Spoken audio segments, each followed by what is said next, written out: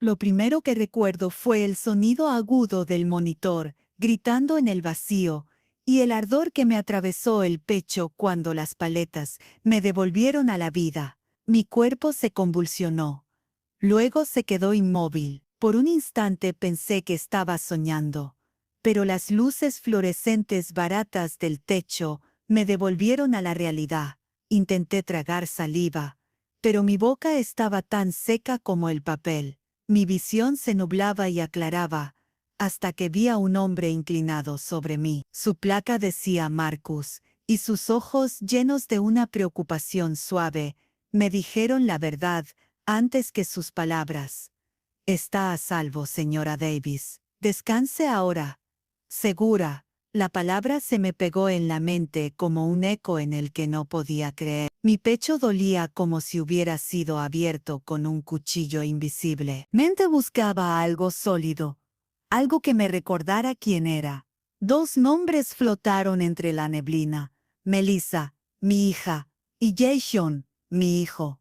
Mis labios resecos apenas lograron pronunciar una pregunta ronca. ¿Dónde están ellos? Marcus dudó, luego negó con la cabeza, suave, casi con culpa. No se esfuerce, por favor. Pero esa noche, cuando el turno cambió y el pasillo se volvió silencioso, lo escuché hablar cerca de mi cama. No debía oírlo, pero lo hice. Sí, señora. Se ha estabilizado. Sí. No, está consciente ahora. ¿Quiere hablar con ella? Hubo una pausa. De acuerdo, lo entiendo. Solo pensé que querría saberlo. El silencio cayó, pero las palabras quedaron flotando como veneno. ¿Quiere hablar con ella? ¿Y quién estaba al otro lado? Mi hija. Había dicho que no. Me quedé mirando el techo, con el corazón golpeando más fuerte que cuando el derrame me atacó. Mis propios hijos sabían que estaba viva y eligieron callar. A la mañana siguiente, mientras una enfermera ordenaba la mesita junto a mi cama, lo vi, un pedazo de papel doblado, escondido bajo mi vaso de agua. Mi mano tembló al acercarlo. Fuimos por 10 días. Esperamos que estés mejor cuando volvamos. Miei, Ujot, sin flores, sin número de teléfono, sin promesa de regresar. Solo una nota como las que se dejan en el refrigerador antes de irse de vacaciones. Las lágrimas no llegaron. No entonces. En su lugar, me invadió una sensación de vacío, más densa que cualquier dosis de morfina. En ese instante comprendí que las personas a quienes había cargado en los brazos durante las tormentas de su infancia ahora habían abordado un avión rumbo al sol, mientras yo me aferraba a la vida por un hilo. La UCI zumbaba con máquinas, pero para mí era solo silencio. Un silencio más fuerte que cualquier traición imaginable. Y supe que si sobrevivía, todo cambiaría. 9 días después, me sacaron de la UCI con un sobre lleno de papeles de alta y una bolsa marrón repleta de medicamentos. El sonido de las ruedas chirriando contra el suelo frío del hospital fue lo último que escuché antes de mirar hacia la puerta, esperando ver una cara familiar. No estaba Melissa, no estaba Jason, solo una voluntaria del hospital, una mujer amable que sonreía con educación y me preguntó si necesitaba ayuda para subir a la furgoneta de transporte. Asentí en silencio. No tenía fuerzas para explicar que los únicos 2 nombres que deberían haber estado allí no lo estaban. El trayecto de regreso a San Antonio fue un vacío lleno de ruido, el conductor cambiando de emisora, el murmullo del tráfico, y yo mirando por la ventana, intentando recordar cómo se sentía volver a casa. Cuando la furgoneta se detuvo frente a mi casa, una punzada en el estómago me hizo contener el aliento. Las cortinas eran distintas, las sillas del porche habían desaparecido. Me incliné hacia el macetero de cerámica en forma de rana, ese que siempre guardaba una llave de repuesto. Estaba vacío. Toqué la puerta. Nada. Golpeé de nuevo. 15 minutos después, Se abrió. No era Melissa. No era Jason. Era Ryan, el esposo de mi hija, sosteniendo un vaso de Starbucks como si acabara de ser sorprendido en un lugar donde no debía estar. Oh, señora Davis. Volvió antes de lo que pensábamos. Balbuceó. Sus ojos se movían de un lado a otro, buscando una salida. Pasé junto a él sin responder. Cada paso que daba dentro de la casa pesaba más que el anterior. El salón ya no se sentía mío. Los muebles estaban movidos. Las paredes, medio pintadas de un color que jamás habría elegido. En un rincón, una caja de cartón contenía mis fotos de boda, apiladas sin cuidado. Me incliné y tomé una de ellas. Yo, Frank, sonrientes frente al lago. Ahora esa imagen descansaba entre papeles arrugados y polvo. Sobre la mesa del comedor había un folleto brillante. Mis manos temblaron al levantarlo. Encantadora casa del sur, ideal para familias jóvenes. Era mi casa, mi hogar de 27 años. En venta. Mis piernas no soportaron más. Me hundí en una silla. Mis ojos se posaron en una carpeta manila abierta sobre el mostrador. Dentro, copias de documentos legales, poder notarial. Mi firma aparecía al final, la fecha 3 años atrás, mientras me recuperaba de la cirugía de cadera. Melissa me había dicho entonces que era solo un seguro, un trámite sin importancia. Lo firmé medio dormida, confiando en ella. Y ahora, esa confianza era el arma con la que me despojaban de todo. Un escalofrío me recorrió. No era un error, no era una confusión. Era un plan. La casa zumbaba en silencio, un silencio tan pesado como un ataúd. Y por primera vez entendí que el abandono no siempre suena a despedida. A veces llega en forma de contrato. Busqué algo, cualquier cosa, que pudiera darme una explicación.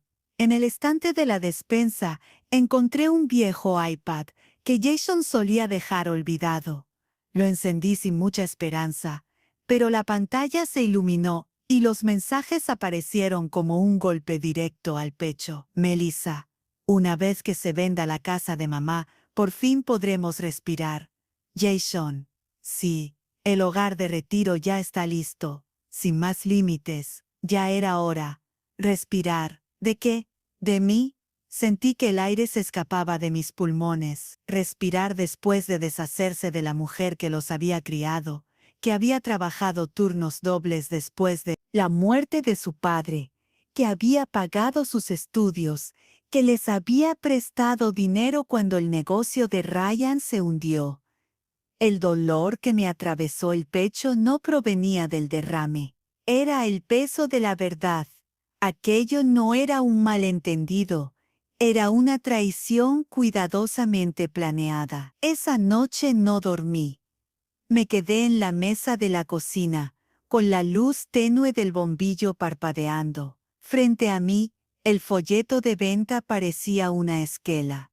Encantadora casa del sur, ideal para familias jóvenes. Una frase tan limpia, tan ajena, que me borraba por completo. Cerré los ojos. Si me quedaba ahí, me convertiría en un fantasma en mi propia historia.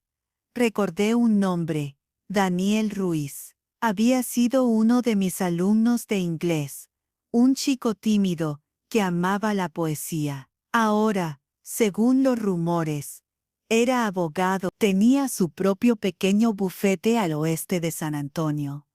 Busqué el número y marqué, Daniel, soy Eleanor Davis. ¿Te acuerdas de mí? Dije, con la voz temblorosa. Hubo una breve pausa. Por supuesto, señora Davis, respondió cálido. Usted me enseñó a escribir. ¿Qué sucede? Le conté todo.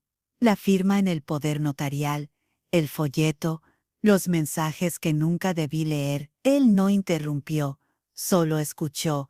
Cuando terminé, su voz cambió. No es la primera vez que veo algo así, dijo. pero podemos detenerlo. Reúnase conmigo hoy mismo. Su oficina era modesta, un segundo piso encima de una pequeña taquería. Cuando hojeó los documentos, su rostro se endureció. Ellos se excedieron. Este poder notarial no autoriza transferencias de bienes. No pueden vender su casa legalmente. El alivio me invadió tan rápido que casi me mareé. Por primera vez en semanas, sentí el suelo firme bajo mis pies.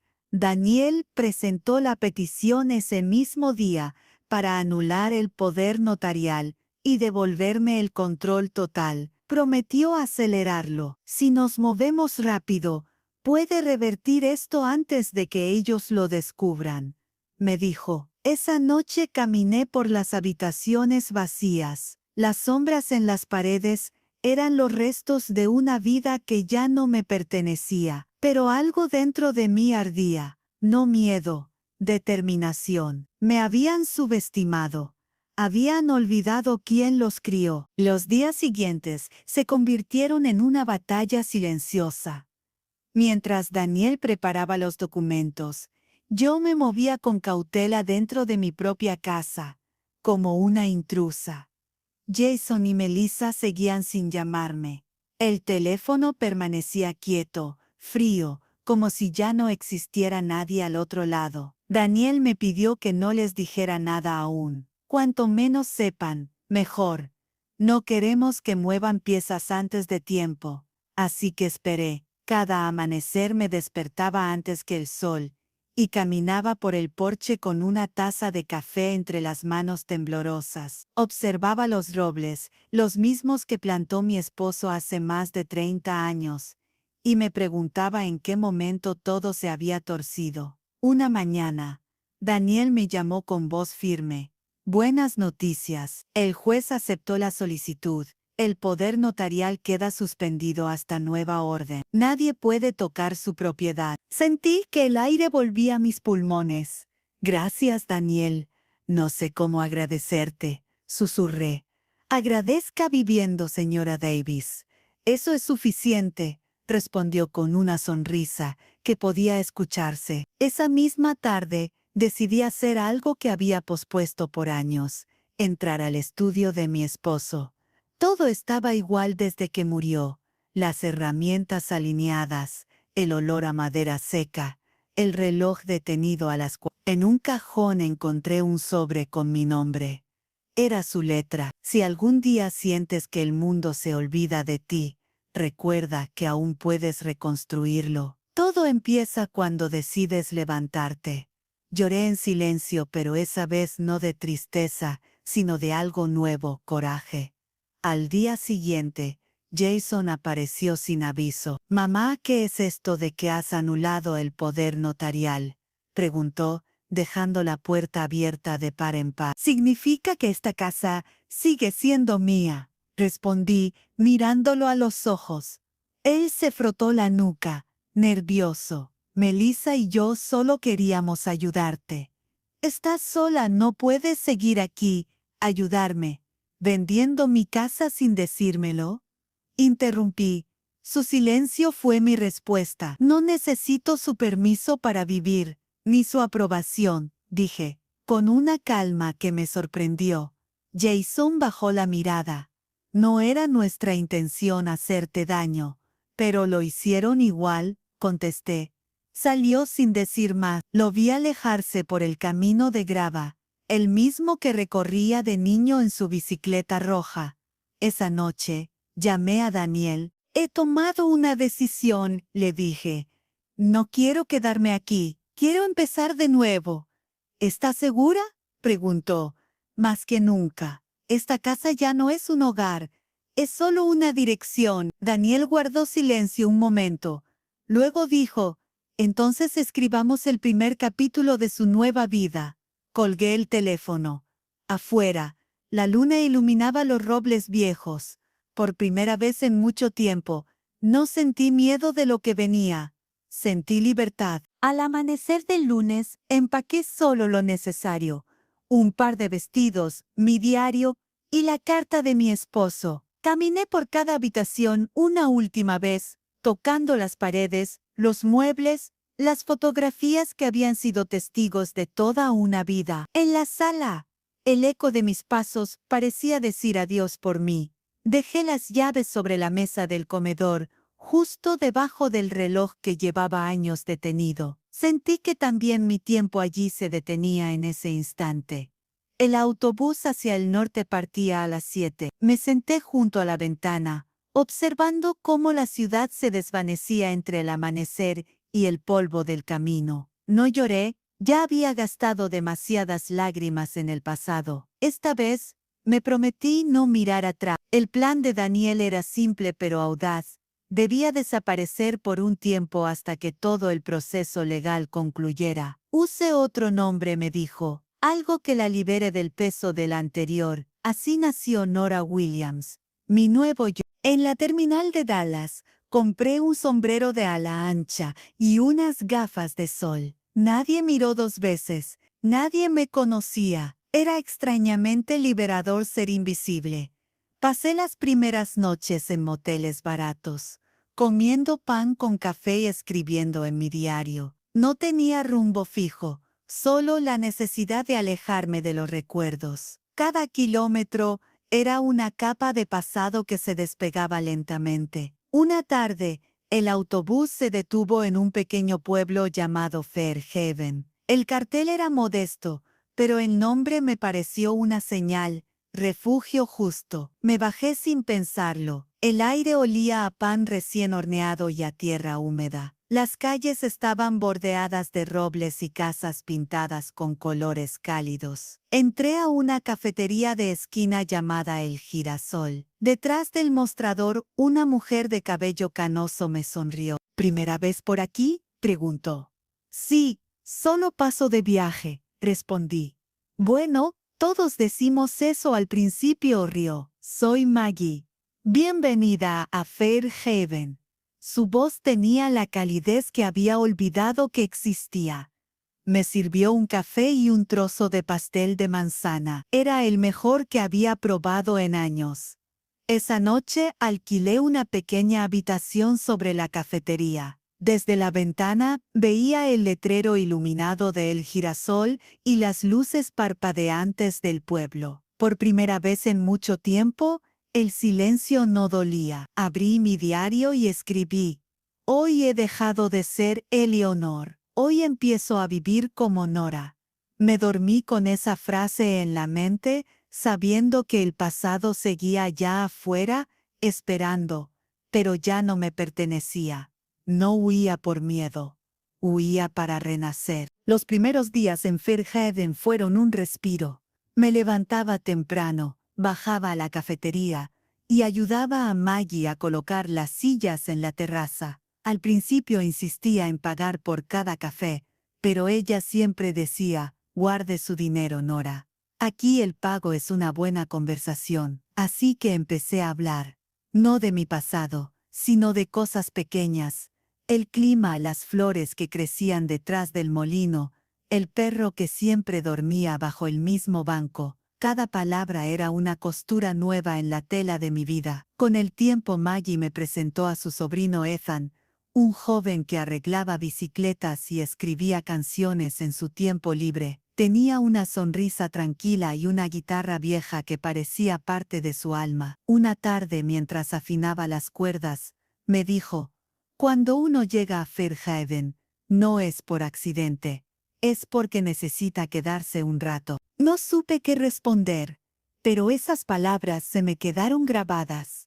Comencé a ayudar en la cafetería, lavaba platos, servía café, escuchaba historias. La gente del pueblo era sencilla, amable, sin máscaras. Nadie preguntaba demasiado, y eso era justo lo que necesitaba. Poco a poco, mis manos volvieron a tener propósito. Me descubrí riendo otra vez, sintiendo el sol en el rostro sin culpa. Un día, Maggie me dijo: estás volviendo a brillar, Nora.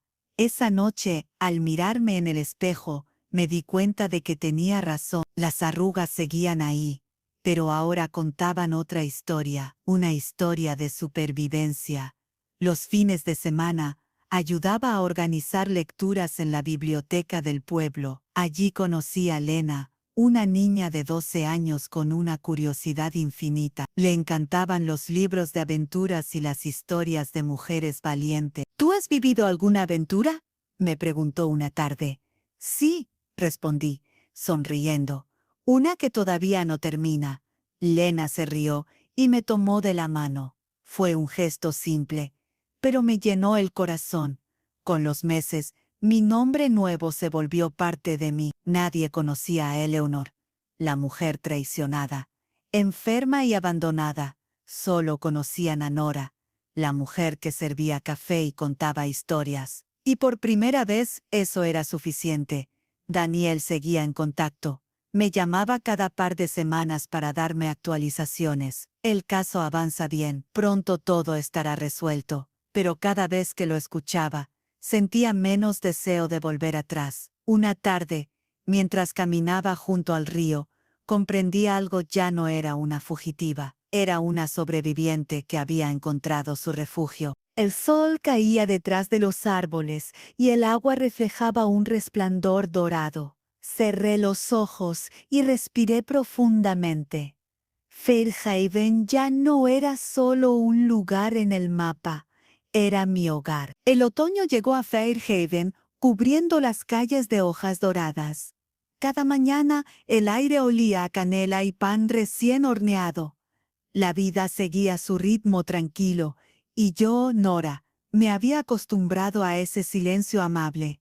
Pero la calma tiene un extraño modo de romperse cuando menos lo esperas. Una tarde, mientras limpiaba las mesas de la cafetería, escuché a un grupo de jóvenes hablar en voz alta. ¿Vieron esa historia en internet?, decía uno. La mujer que resucitó después de que su familia la diera por muerta. Está en todas las redes. Sí, respondió otro. Le llaman el regreso de Eleanor Davis. Qué historia tan triste, ¿no? Sentí que la sangre me abandonaba el rostro. Eleanor Davis, mi nombre real. Me quedé inmóvil, con el trapo en la mano. El mundo a mi alrededor se volvió borroso, como si el aire se espesara. Esperé a que se fueran, corrí hacia el cuarto trasero y encendí el viejo ordenador de Maggie. Escribí mi nombre en el buscador. En segundos aparecieron cientos de resultados. Artículos, fotos, incluso un video de las noticias locales. La anciana desaparecida podría estar viva, decía el titular. Había imágenes de mi casa, de Jason y Melissa frente a las cámaras fingiendo preocupación. Solo queremos que mamá vuelva a casa, decía mi hijo, con los ojos húmedos. Una mezcla de rabia y tristeza me recorrió el cuerpo, no por lo que decían, sino por lo que sabía. No lloraban por mí, lloraban por lo que podían perder. Cerré la pantalla y me apoyé en la mesa, tratando de controlar el temblor en mis manos. Maggie entró en ese momento. ¿Estás bien, Nora? Te ves pálida. La miré y por un instante pensé en contárselo todo. Pero no, Fairhaven era mi refugio, y esa historia podría destruirlo. Esa noche no dormí. El pasado me había encontrado, y no sabía qué hacer con él. A la mañana siguiente, fui a la biblioteca. Necesitaba leer los artículos completos, entender cuánto sabían. Al parecer, Daniel había intentado mantenerlo en silencio, pero alguien filtró los documentos del caso. Las redes hicieron el resto. Una periodista incluso especulaba que yo podría haber huido por venganza o desequilibrio mental. Reí amargamente. Si supieran. Decidí llamar a Daniel. Lo sé, dijo él, antes de que hablara. Los medios se adelantaron. He tratado de frenarlo, pero ya está afuera. Entonces ya no hay vuelta atrás, respondí. No necesariamente. Solo significa que debe decidir qué quiere hacer ahora. Colgué sin responder. Esa tarde, mientras el sol se ocultaba detrás del molino, entendí que mi anonimato había terminado. Podía seguir escondiéndome o enfrentar lo que quedaba del pasado. Respiré hondo Quizá era hora de mirar de frente a la mujer que alguna vez fui. El invierno llegó con un frío que calaba hasta los huesos. Las luces navideñas comenzaron a colgarse en cada ventana del pueblo, pero mi mente estaba lejos de cualquier celebración. Desde que vi aquella noticia, dormía poco. Cada sombra parecía traer recuerdos que me negaba a revivir. Una tarde, mientras servía café, Maggie me llamó desde la puerta. Nora, hay alguien preguntando por ti. Dice que es de San Antonio. El corazón me dio un vuelco. Me limpié las manos en el delantal y salí al porche. Allí estaba Daniel, con su abrigo gris y una expresión que no supe leer. Sabía que te encontraría aquí, dijo con una sonrisa cansada. ¿Cómo me encontraste? Pregunté sin poder ocultar la sorpresa. No fue fácil, pero alguien más está buscándote. Antes de que pudiera responder, vi un coche detenerse detrás del suyo. De él bajaron dos figuras que reconocería en cualquier parte: Jason y Melissa. El tiempo pareció detenerse. Mamá, susurró Jason, con la voz quebrada. Quise retroceder, pero Daniel me sostuvo suavemente del brazo. Si no lo enfrentas hoy, nunca podrás cerrar esta herida, me dijo al oído. Los miré. Jason tenía el rostro demacrado, los ojos hundidos. Melissa, en cambio, parecía tensa, más preocupada por lo que podía perder que por lo que había hecho. ¿Qué quieren?, pregunté, con una calma que me sorprendió. Jason dio un paso al frente. Nos enteramos de que estabas viva. No lo podíamos creer. Pensamos que te habíamos perdido. ¿Perdido?, interrumpí. Me abandonaron en un hospital y firmaron para vender mi casa. Eso no es perder, Jason. Eso es deshacerse. Su rostro se contrajo de dolor. Lo sé, no tengo excusa. Todo fue culpa mía. Me dejé llevar por el miedo, por el dinero, por Melissa. Melissa lo miró con furia. Jason, no empieces. No vinimos para esto. Entonces, ¿para qué vinieron?, pregunté. Para limpiar su conciencia. Silencio. Solo el viento movía las ramas del porche. Jason dio otro paso, con lágrimas en los ojos. Solo quiero pedirte perdón, mamá. No espero que me creas, pero he vivido con ese peso desde aquel día. Melissa ya no está conmigo. Todo se derrumbó. Lo observé largo rato. En sus ojos había algo que antes no estaba: vergüenza. Tal vez incluso arrepentimiento real. No puedo volver a ser tu madre como antes, dije, pero puedo desearte paz. Jason asintió, sin poder hablar. Luego bajó la mirada y regresó al coche. Melissa no dijo una palabra. Daniel me miró. ¿Estás bien?, respiré hondo. Por primera vez, mientras el coche se alejaba, el cielo comenzó a nevar. Pequeños copos blancos caían sobre mi abrigo, borrando las huellas del pasado. Había cerrado el círculo.